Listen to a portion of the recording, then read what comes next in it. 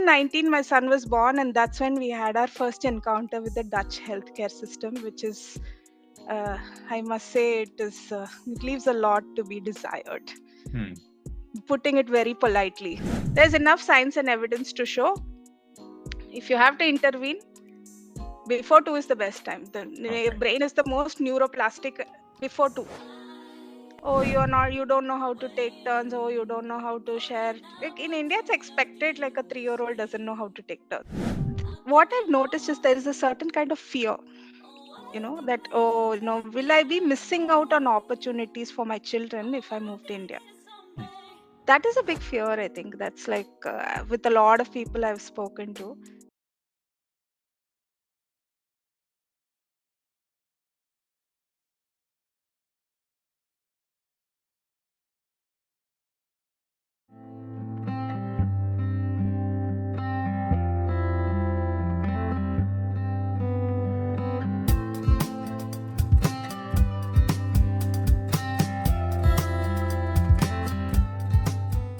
Hello, everyone. Welcome back to another episode of Desi Return. Today, I'm excited to have Miss Pavitra on our show. Miss Pavitra has been living in Europe for close to 15 years, and they're planning to move to India in the near future, in a year or two. And really looking forward to the discussion, especially the life in Europe, the cultural differences in Europe versus India. They have a special needs kid, and they want to make sure he goes to school in India. Like he's already going to school in Netherlands, but before it's too late, they want to make a move to India. So really looking forward to the discussion. With that, welcome Ms. Pavitra to the show. Hi, thanks for having me, Avinash, and I'm really happy to be on your show.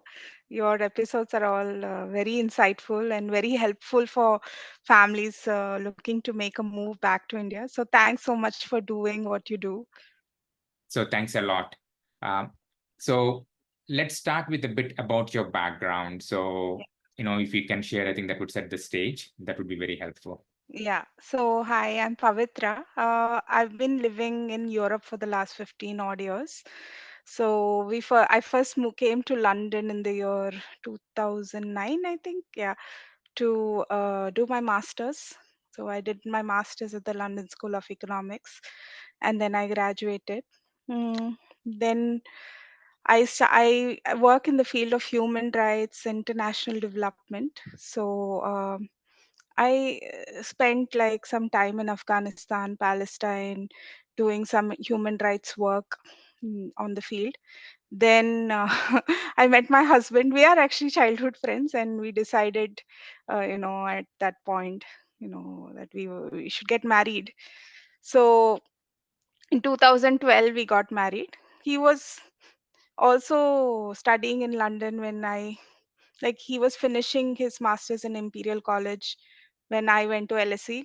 So we know each other since a very long time. So, we were talking and eventually we decided that we should get married.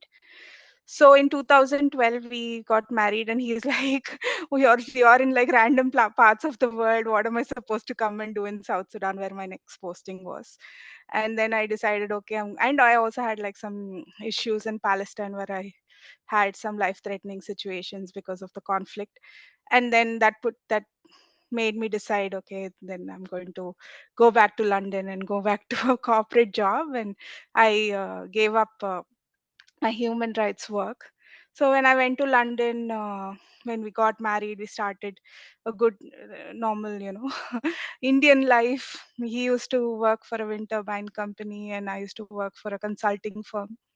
So life was going on, and eventually, my husband got really sick after a couple of years. He had a back injury actually, and eventually we decided that he should quit his job and go to India to get it fixed because the healthcare system in London can be good if you go into specializations, but can be slow and it can be yeah, difficult to get appointments and referrals. Yeah. So eventually we made the choice for him to just take a break, go to India and get it fixed. So I continued living in London, and at that point, I had a very hard time with my work. It was a Yeah. very toxic environment. Um, yeah, there was a lot of racism going on in my team. Eventually, when my husband came back, I said, I can't continue here. And at that point, he didn't have a visa because he quit his job and he came back as a dependent on my visa. So he hadn't found a job yet because he had just Yes. started recovering and all that. So we had a out of court settlement because I had a lot of evidence against systemic racism Mm. at the workplace. And they gave me an out of court settlement. And for me, it was just like, I can't deal with this environment anymore. And I had like a mental health breakdown. And so we decided, okay, we'll go back to India. And we went back to India, but we were not ready to like move back completely. And at that point, So just as my a husband, reference, like sorry to interrupt, when was this year? Like just so that we kind of put like a uh, time frame. So just like is it after 4 or 5 years in London or yeah, I think it was in the year 2016, if I'm not wrong. okay, sure. Just a reference, yeah. But Okay. Mm. 15, I think, 15 December, I think. Yeah, Okay. sir. When the Chennai floods happened, it was that time. I Okay. don't remember the year, but it's been like now this is our eighth year. So we moved back for a few months only and then we moved here. Got it. So we went to, by that time, my husband had recovered completely and he found there's a rule in that time, there was a rule in UK. Like if you give up your this thing tier 4 that tier 4 tier 2, I think, I can't remember properly, your work permit, Yeah, tier 2 general, I think it was called. That's the work permit. It's like the H1B equivalent in sure. UK. Okay. Now that system is gone. So if you give it up, then you have to have a cooling period of 1 year. You can't go back to UK. Mhm. So we said, okay, we were looking in other places, and my husband found an offer in Netherlands. Got So it. we were like, okay, let's go. So that's how we came to the Netherlands. And that time, Netherlands was, even now actually, Netherlands is very open. Germany, Netherlands, lots and lots of Indians are coming here because here aging population, not enough workforce, this kind of issues. And it's very easy. Even now, it's not very complex to move to Netherlands, Germany, and all. It's pretty easy actually. So that time, it was the beginning of that influx of Indians. So we were one of the people who kind of rode that wave. So we came here quite early on. I think before we came, maybe 5 6 years, there were earlier families, but we were one of the early ones still. So we came to the Netherlands. Now there's a huge Indian population here, Yeah. but at that time, when we came here, it was really nice. Here, the difference between Netherlands and UK was fantastic because here we are expats, there we are immigrants. And here, once you get a work permit, it's valid for 5 years, and then you can apply for citizenship after 5 years. So uh, it was really, and your visa is not tied to the employer. Okay. So it was Very. a big relief for us because visa stress is very, very, very debilitating. And the UK, we face that a lot because when my husband got sick, he had to give up his work permit and go. And then he came back as a dependent on me, and I had a bad situation at work and stuff. So yeah, so that was all very great. It was nice. Netherlands is a wonderful, beautiful, green place. It's a great place for single people, couples without children. It's fantastic, really. At that time, still, the housing market was very not. Now it's extremely difficult to find even a room. Even for Indian students who come here, they say don't come here if you don't have a room. So it's that bad because it's a very small country. Yeah. They don't have enough rooms. Here it's very popular. After Brexit, Netherlands is a very popular destination for Indian students to come because UK has become very, cost of living crisis is going on and all that. Still, a lot of students go to UK, but now Netherlands, in the last 10 years, has become a very popular destination, especially because we have really good engineering schools here in the Netherlands and Got it. good engineering job opportunities here. So yeah, so it was great for us in 2000. My God, when was my son? 19. My son was born. So in 2018, I got pregnant, and until then, it was all great and rosy for us. It was fantastic.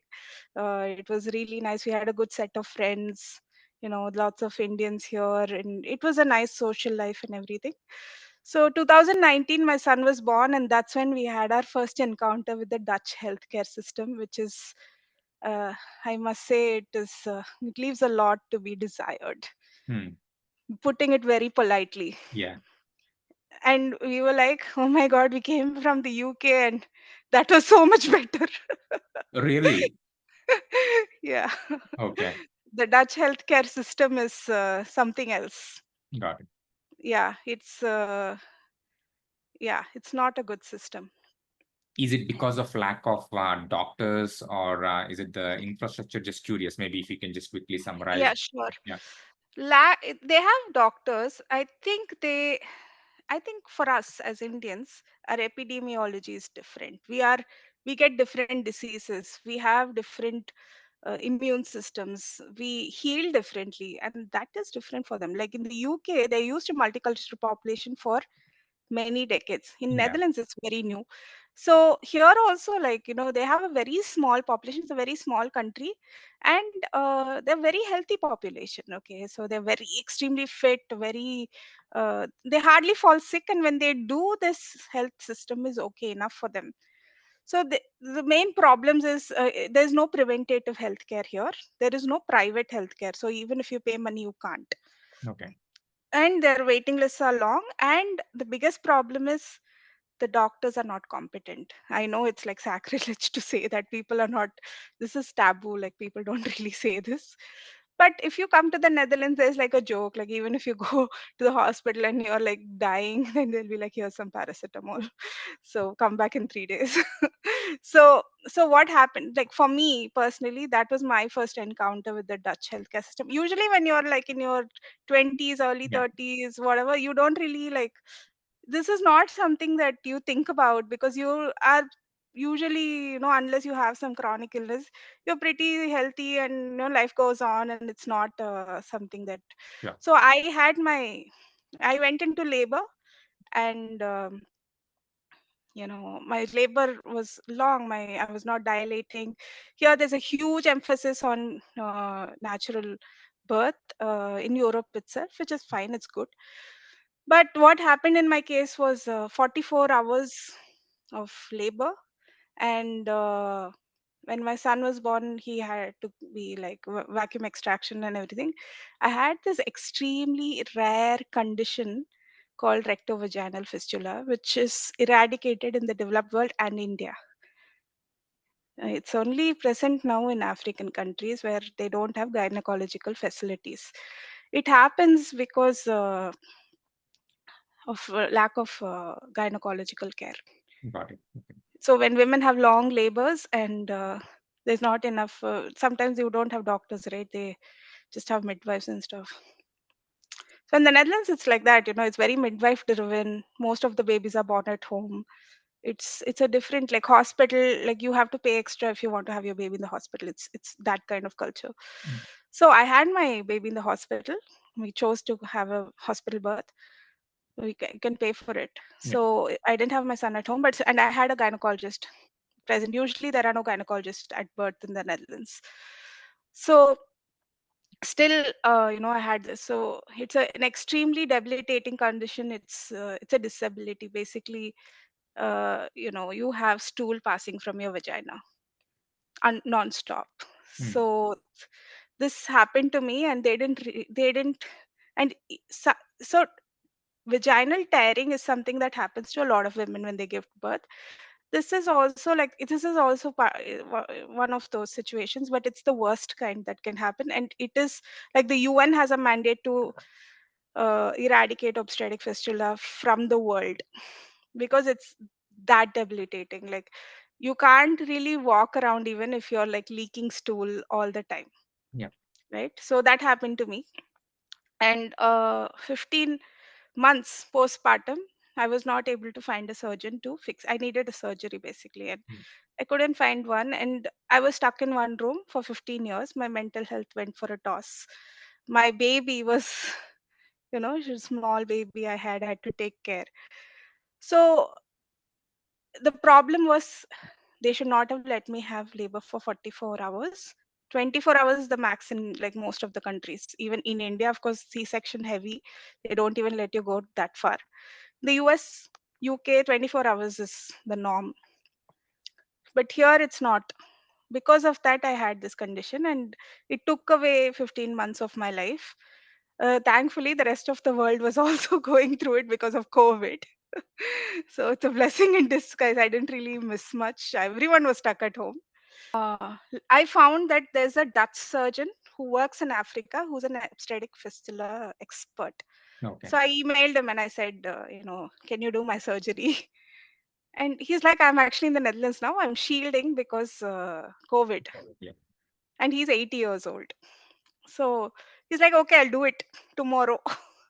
I was like, okay. But he's like, I don't know because I don't have license to practice in Netherlands. And then I called my urogynecologist and I said, I don't know what you will do. 15 months I've been here. I'm suicidal. You decide what you want to do. Then somehow they did some jugad. Some that they helped me, Yeah. thankfully. But he was a world renowned surgeon and they brought him as a guest lecturer and they did like a demo surgery for all the students. So that's how I got my surgery. But that was all me. I put Yes. in a lot of effort. It was not the system, and they were like very happy to just, you know, have a trial surgery on me. And that surgery is like very prone to failure. So there are women who've had like 20 surgeries and still they're not okay. And that means your life is like finished. You're sitting in one room in one Yeah. place. So luckily, I got that Dutch surgeon who was from Africa, and he fixed me. But what was also happening parallelly was my husband was in this very high pressure job. He was traveling. He was a consultant, and then he was starting to have very be off character. Like you would have be very impulsive, have like very high frustration, low frustration tolerance, irritability, not performing as good as work, which is very unlike him because he's, as far as I've known him since childhood, he's not that person. Something was happening. Everybody put that down to, okay, so much is happening, stressful, new baby, wife is not well. But I always knew this guy is not in depression. It's something else. Like I've been in depression, clinical depression. He didn't have the symptoms, but something was going on with him. We kept going to the doctor, the Dutch house arts, the GP, and they kept saying nothing, nothing, nothing. It's just like stress, burnout, sick leave. One nice thing about Netherlands, you get up to 2 years paid sick leave. Mm, So at least if the healthcare system is not good, at least you can be on sick leave. That much is there.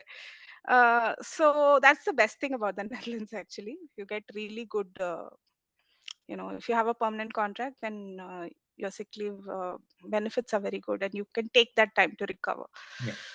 So then eventually, once I was like recovered from my surgery, that whole process took me like almost 2 years. My son was two almost before I could, from the day he was born.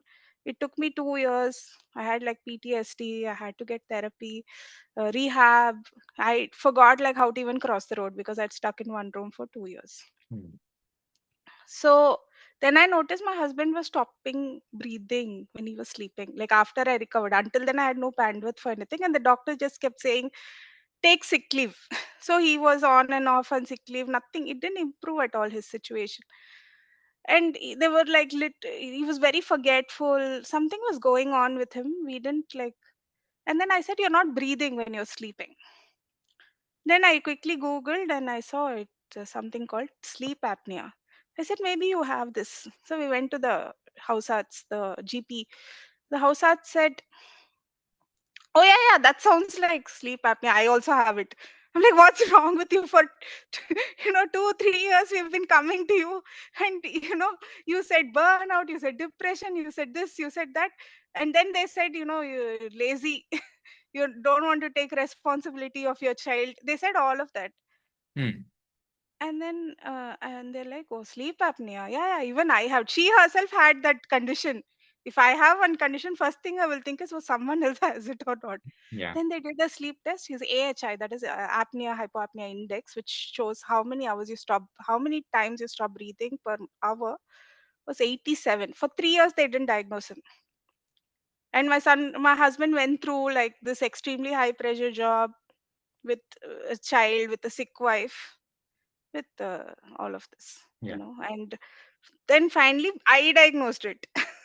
No, they didn't diagnose it. I diagnosed it. In Chennai, if you go to Kaveri Hospital, which is one of the hospitals there, or like any hospital, any doctor, first thing they'll ask is, how are you? Do you snore when you're sleeping? Do you like that's one of their screening questions.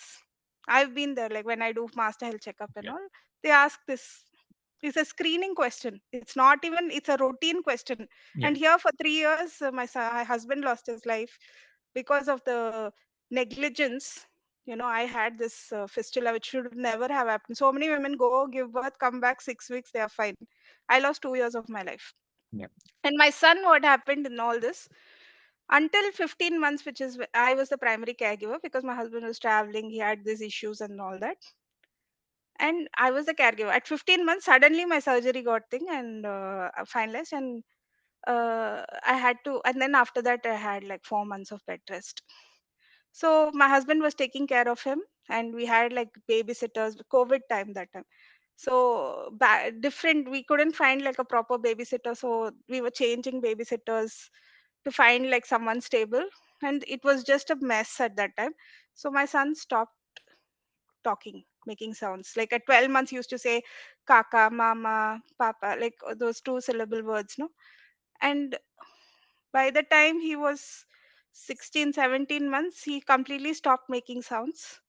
He completely stopped, he was losing eye contact. He didn't fully lose it, but it was almost gone. He Mm. would not interact. And he was this normal child. He was totally fine, no? And my husband was so sleep deprived, he hadn't slept for 3 months, 3 years. He didn't even notice this was happening to the child. And I only saw my son like 10 minutes a day, maybe, because I was in so much pain. And I had like post surgical complications, and it was a lot. Then I noticed at 18 months, around 17 and a half, 18 months, this child is stopped talking, stop. He's just playing on his own in one corner. He's not doing anything. His milestones are bit delayed. And then I was like, this is not the case. So immediately I contacted the GGD here, the healthcare, the uh, youth health care. That's for the babies and stuff. They said, no, no, wait until 2 years old. After that only, if speech delay and all, we will talk.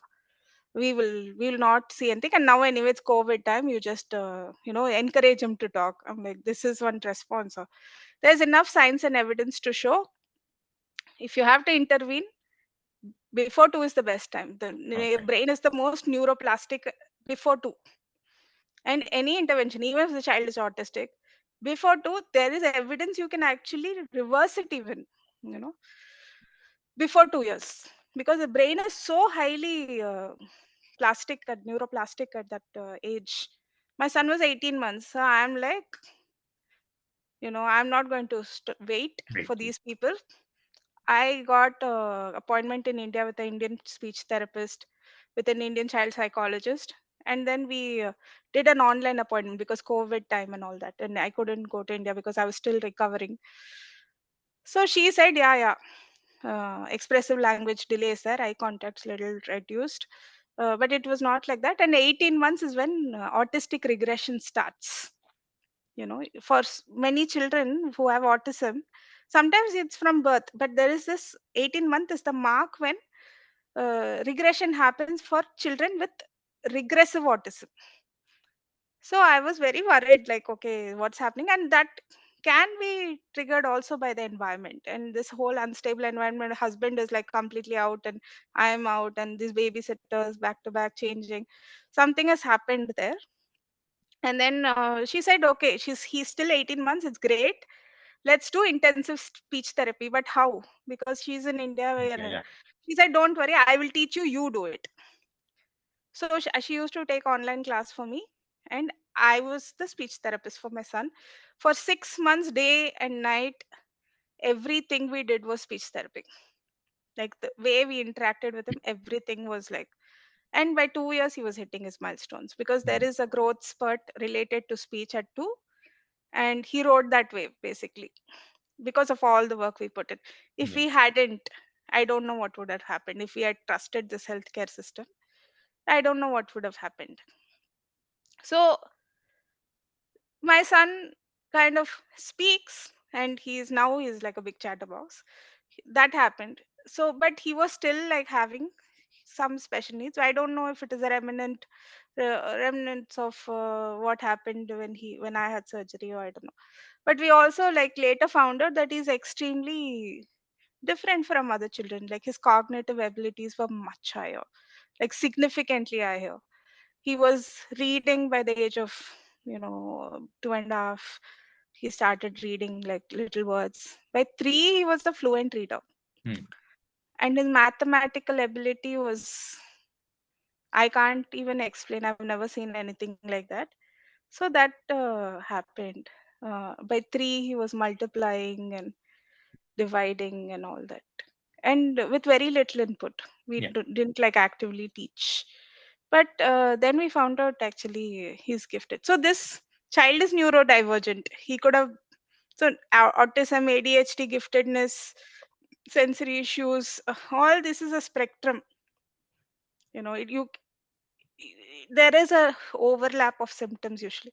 He could have been autistic, maybe he's still autistic. He, because we intervened so early, he has some stereotypies of autism. Like he has very specific special interests. He has high movement needs, which is like similar to ADHD, but he didn't qualify for ADHD. He didn't qualify for autism. But that is also put down to extremely early intervention. What remains now is like his higher cognitive ability. He has sensory issues, which means he doesn't experience the world the same way that we do. Now preschool has started, and we have lots and lots of issues in preschool. Like he has behavior issues, he has, it's a bit disruptive. Then we eventually found out, then we said, okay, now this is not working. Their expectation to confirm, and also it was very unstimulating for him. Like he was at a much higher level than other children, but also like he was attention seeking.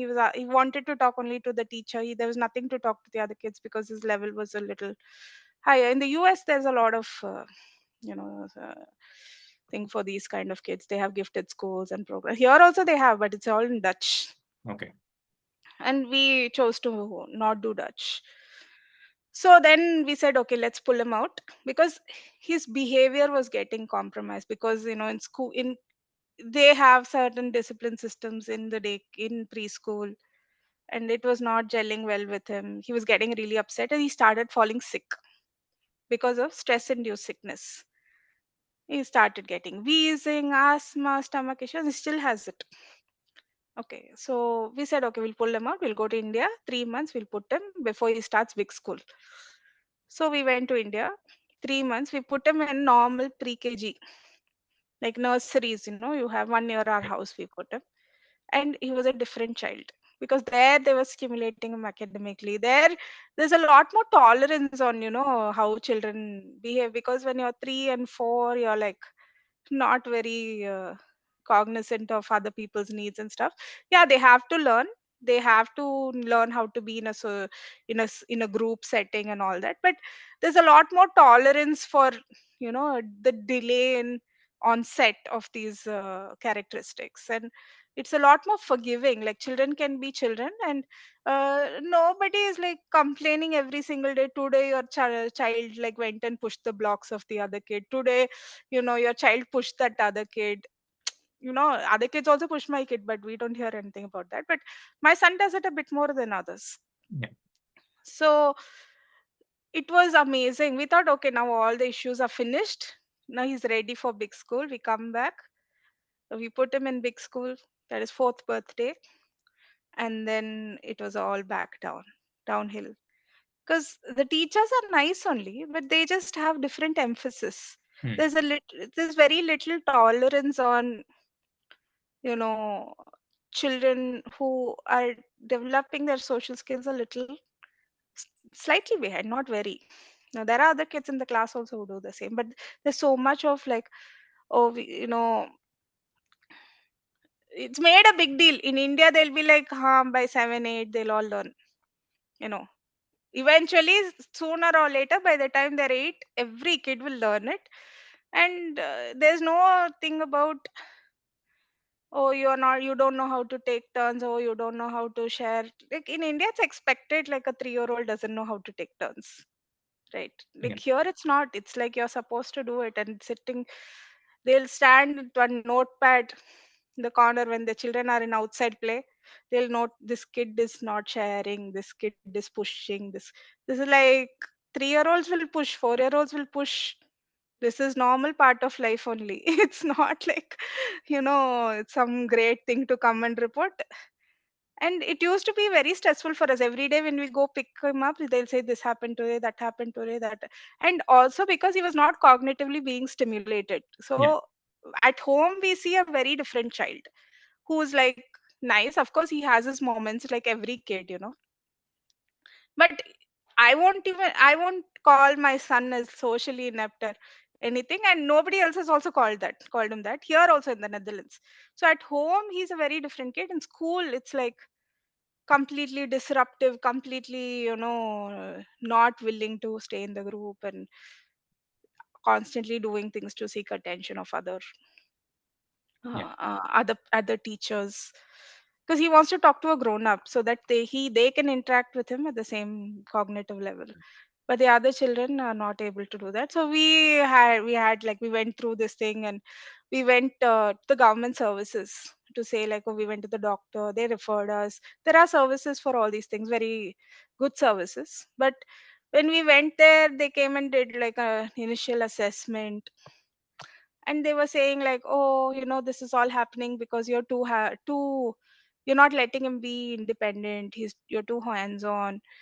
uh and they were like, oh, he's still sleeping in your bed, he needs to like be independent, be in his own bed, be in his eat his own food. He eats his own food, but at home I feed him because that's how my mom raised me. She fed me when I was 5. I'm sure even now, if I go and like, I'm going to be 40 now, and if I go and tell my mom I'm not feeling well, can you feed me? She'll feed me. That's our way. The nurturing, feeding is a big part of nurturing and mothering and parenting, not mothering, even fathers. In India, that's a big thing, no? Like to feed your child is like a huge part of our culture.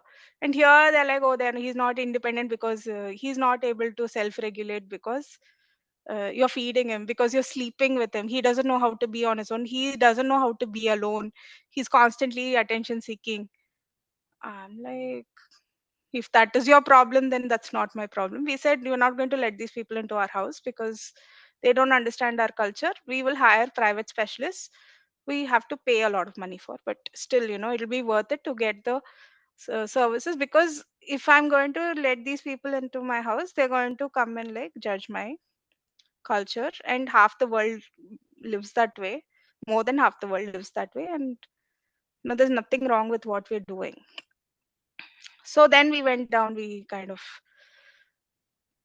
got these specialists, who privately hired specialists who are extremely expensive. They came to school, they did observations, they all said the same thing: he needs to be cognitively challenged. They suggested that he be grade skipped, but the school has kind of refused, because they think he's socially emotionally not ready. Although the people who've come to do observations think that all of that will ease out once he is put with his cognitively similar aged peers. Not chronologically aged peers, Yes. cognitively similar aged peers. Yeah. Because my son is like reading these thick chapter books. He's 5 years old. And they are learning A makes A sound, B makes B sound.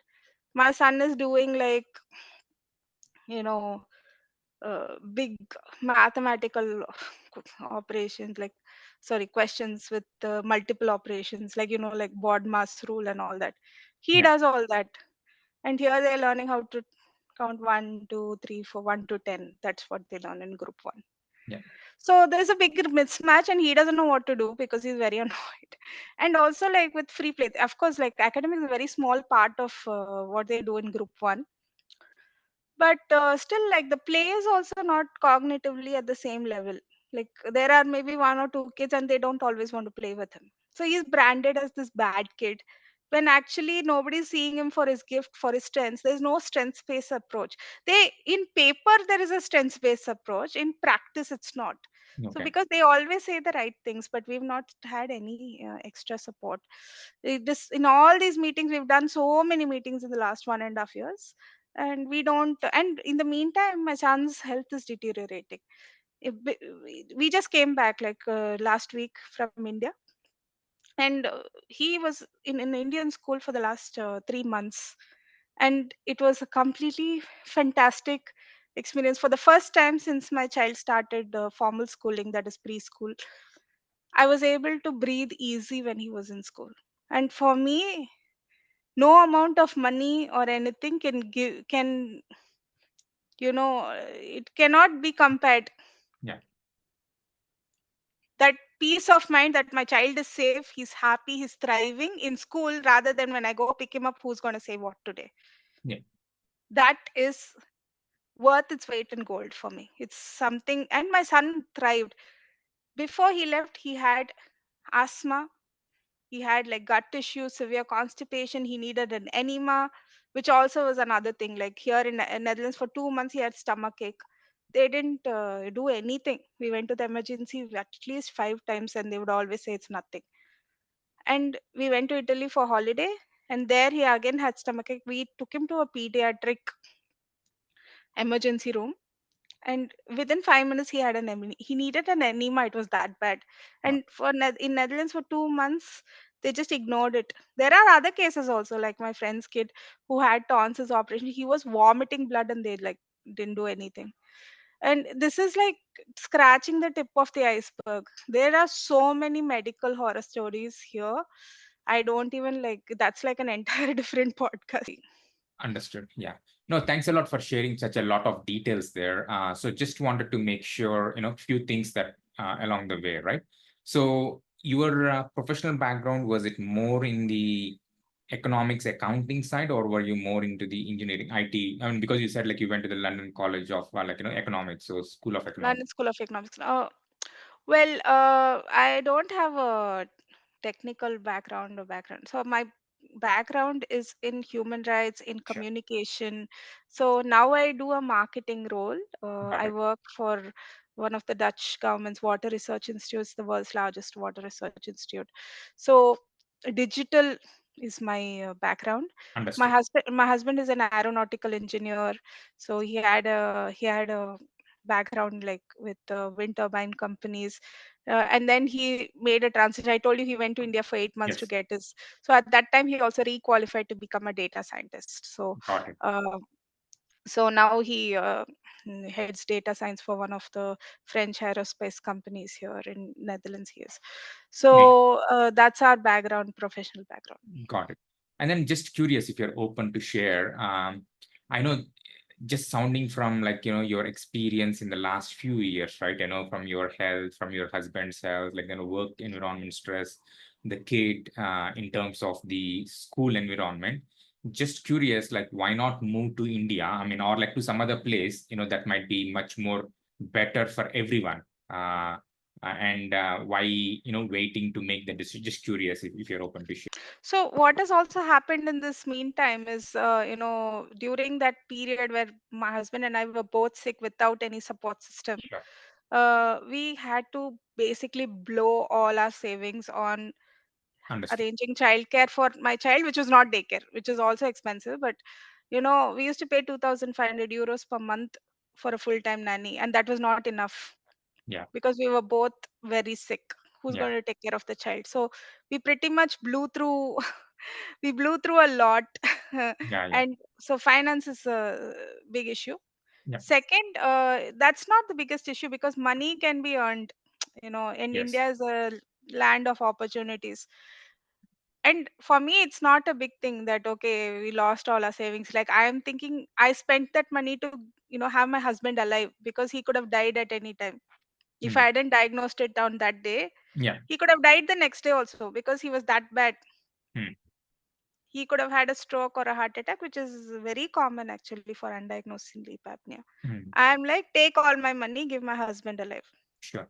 So just a quick question. I think switching gears, I think definitely got the point about importance of moving to India, like, the quality of life, according to your definition. I think you kind of briefly mentioned about your kid going to school in India, right? Yes, Especially yes, after the primary school. So I yes, definitely want to dive a little bit, especially, yes. for your kid who is a gifted child. Uh, is there some specific schools that you have researched in India? And is there something that you have down selected? And how did you go about it? Any advice that you can share to Yeah, definitely. I'd parents? love to share that. Yeah, any advice to the parents who might have been in a similar situation? How can they look at it, or what kind of opportunities or the infrastructure is there, the schools? So I think it definitely would be very helpful. So for me, if you look at the schools in the US, even UK maybe it's a bit tricky for special needs gifted children, because they don't even like recognize the term gifted. It's like called high learning potential in the UK. They don't use that word, and there are social issues which say that everyone should be equal, why special treatment and all that. Okay, they don't recognize it as a special need. US has a different story. I know that there are lots of opportunities for gifted children, but for a lot of reasons, US is not at all an option for us. Mainly, like what I told you just now. Yeah, yeah. So, India, for me, living in the Netherlands has given me huge perspective on how amazing it is to be able to speak the local language. And Chennai for us is that place. Hmm. We speak Tamil, and to in when it comes to selecting schools, my son has been to school since he was what 3 years old in India. First he went to play school, then he went to Montessori pre-K. Now we went to India, and I know what schools are there because I've always been in that circuit and stuff. And now there are lots of new schools coming up: IB schools, IGCSE schools, even like CBSE schools. And the teachers are all like getting upskilled. Hmm. There are courses where they go, they learn how to you know uh, teach in an IB school or in a GCSE school. uh, Always in India we've had like good talent, like teachers have been good with their subject. Maybe their approach, their child handling skills were not up to that was the problem, because they would be punitive, they would be like unkind. This when we were in school and all, this used to but that most of them would be good with their subject. Yeah. They, if there's a maths teacher, means it's very rare to find a maths teacher who's not competent. Hmm. Maybe he or she is extremely strict or punitive, or not the approach may not be good. Now that is changing, because there are courses, there's a lot of competition also. Yeah. So with lots of new age schools are coming up in Chennai. We chose an IB school because my son also goes to an IB school here. We spoke to a lot of different schools. Also for pre-K, I did this. For nursery, I did this. I spoke to a lot of, and I needed to find a principal or a teacher who resonated with what I need. And that is true for any country, Yeah.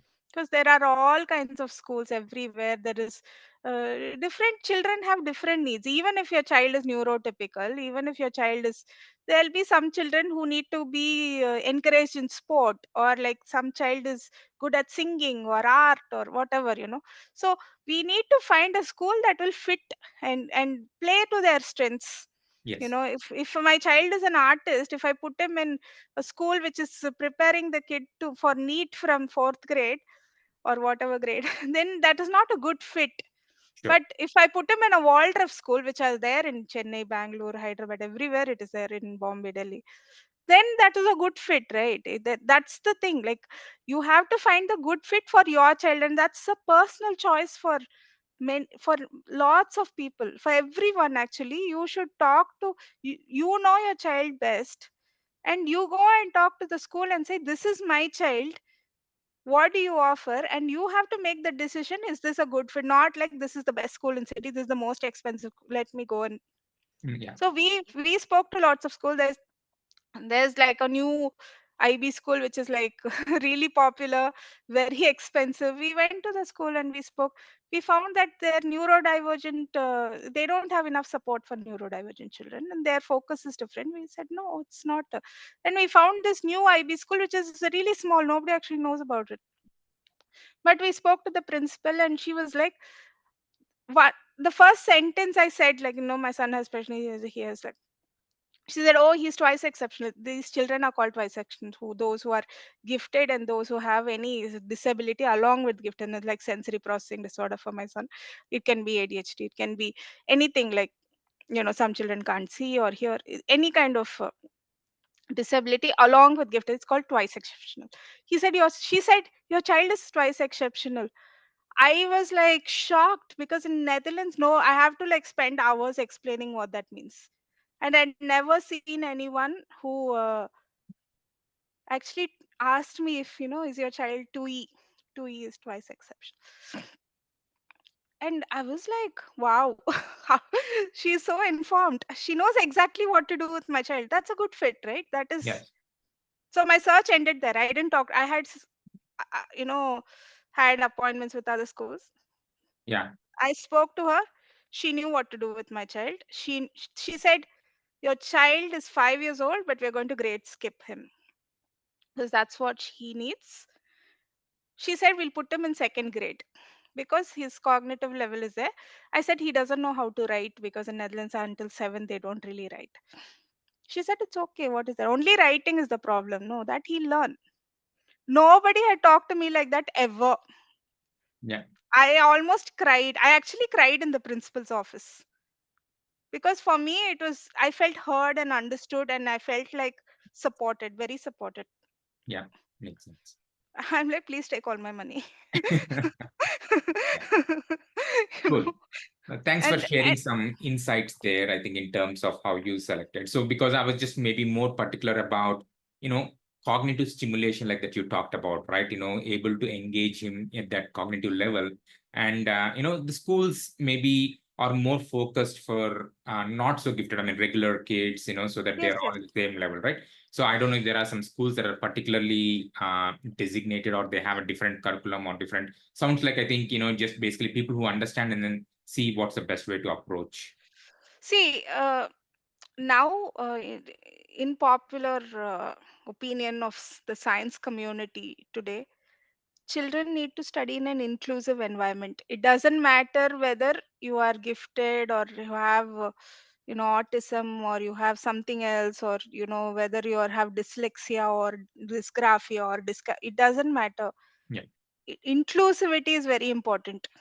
Of course, it's not the norm in India, but there are more and more schools which are now inclusive, and more schools who are open to having this kind of diversity in the classroom, because children learn from each other. In the real world, yeah, you have to work with all kinds of people. If you're an engineer, you probably have a higher, you know, first probability that you are neurodivergent. It's not even that, you, in the real world all kinds of people exist. So yeah, how are you going to deal with it?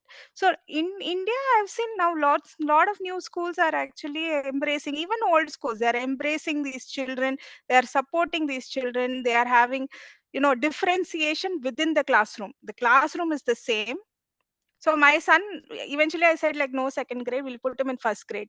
It was mm, amazing because he was into with older age children. He's 5, but his classmates were 6 to 7, yeah, and they had mixed classes with second grade also. That is 7 to 8.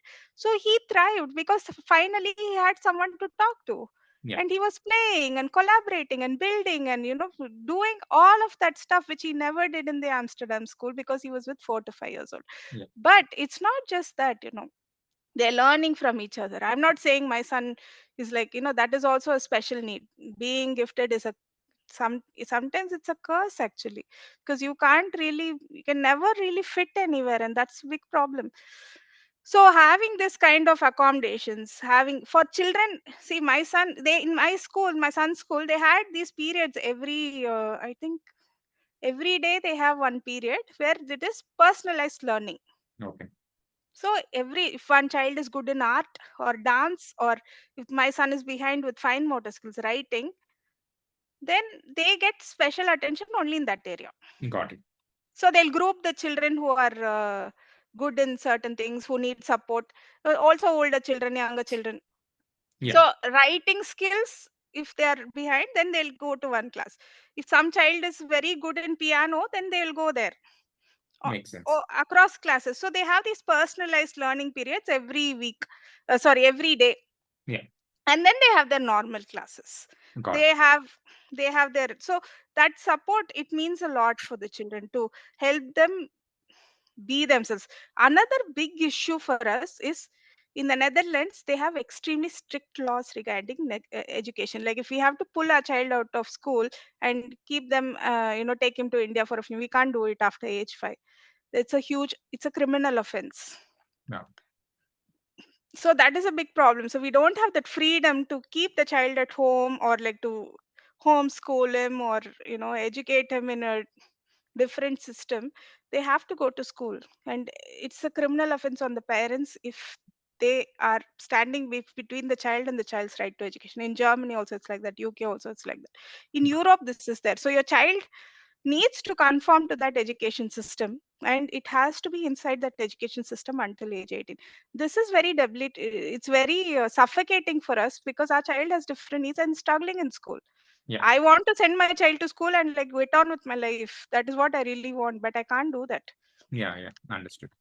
So in India, if my child is really good with, let's say, like tennis, I can tell this principal, like, see, I'm going to send him to school only half days or two Yeah. days a week, and he's going to do tennis for Oh, the rest of the 3 days. yeah. That's possible in India. Here, it's not possible. No, So that thank is you for also another sharing thing. that. Yeah.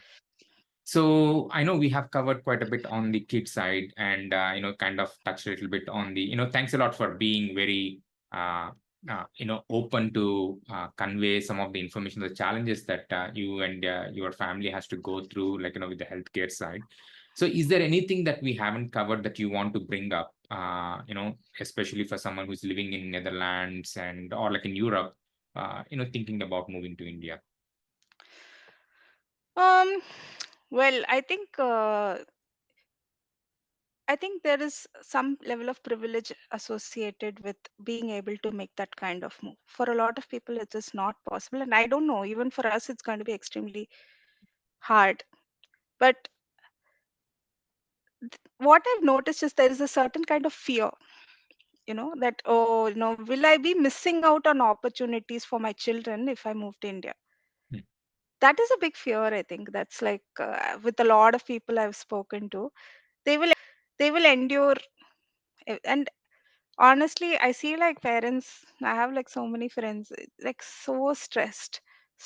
And I see my friends in India, they're also stressed, but like a different kind of stress. It's just having family, having that support system.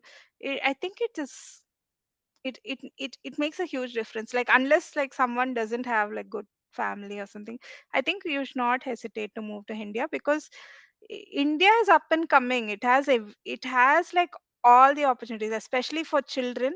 You know, now the new schools, it's not perfect by any stretch of imagination, but you have flexibility. You can find a school which fits your child's, and there are all kinds of schools. Like I've seen almost every school in Chennai, because I've done so much research. And there are Montessori schools, there are Waldorf schools, there are democratic schools, there are forest schools. Everything is there in Chennai. This is only Chennai, and I know Bangalore has more. I know Bombay has more. Yeah. Chennai is relatively small compared to Bangalore, Bombay, Delhi, and all. Every kind of school exists. There's a school called Good Earth School in Chennai. It's very like green, and like has very sustainable kind of focus and all that. Fantastic. They have so many. There are Waldorf schools. I've gone to the Chennai Waldorf school and like spoken to the staff Yeah. there. They're very, very good, very nice. So that, if in that school they don't touch a pencil till they are 7. Sure. That's in Chennai, not in Europe. Yeah.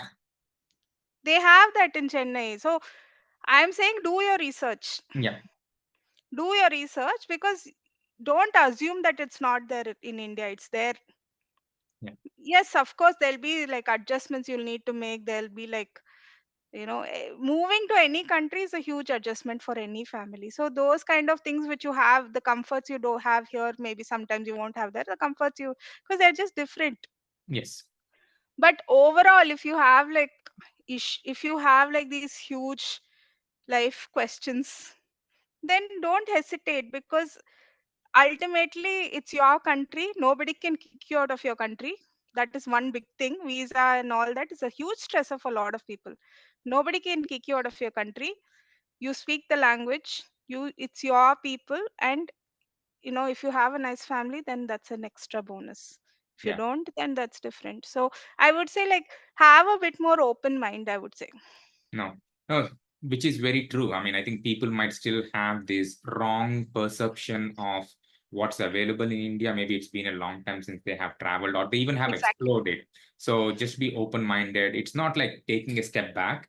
It's just like things have changed, and evaluate your information and make a right decision. I think at the end of Yeah, it. absolutely, Yeah. absolutely. Yeah. So yeah, thank you very much, Miss Pavitra, for taking the time and being very candid and being open to share a lot of details. Especially with several aspects, right? I think your life in Europe and about your kid. Some of the challenges, some of the things Yeah. that you, as a family, you have to go through, and how you're thinking about moving to India that could help your son and the quality of time that you're talking about. So really appreciate you taking the time and sharing your journey with us. Thanks for the opportunity, Avinash. I hope it's helpful for other people contemplating this move, and hopefully we'll all meet in India sometime. you Yes, should you should like have a meetup for Desi returnees, at some point. yes, definitely. Yeah, And keep doing your amazing work. I think it's really helpful for a lot of people. yeah, will do. Thanks a lot. Thanks, Avinash. Yeah.